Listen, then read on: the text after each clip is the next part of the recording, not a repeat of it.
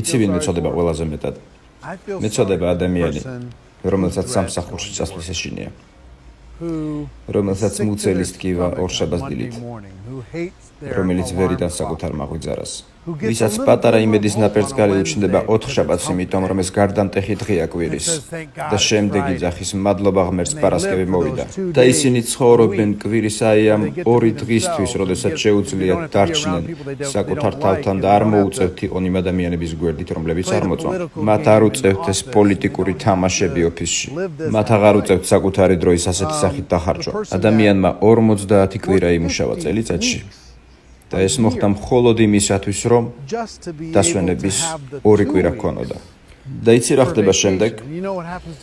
ამ ადამიანებს არ აქვს დასვენება. ისინი უბრალოდ ცხოვრობენ. მათ უბრალოდ უფრო მეტი დრო გაუჩნდათ სამსახურის გარდა, მაგრამ არ შეუძლიათ აკეთონ ის, რაც უნდათ, იმიტომ რომ დაძაბულები არიან. მიიღეს ყველა ეს ვალდებულებები, ეს სიტუაცია, ვერ იტანენ საკუთარ მაღვიძარებს, ვერ იძინებენ სანამ არ დაამთავრებენ ყველა საქმეს, იძულებული არიან საცობებში დახარჯონ უამრავი დრო და ძალიან მეწოდება ეს ხალხი, იმიტომ რომ უკეთესი გზაც არსებობს. უბრალოდ მათ არ იციან ამის შესახებ.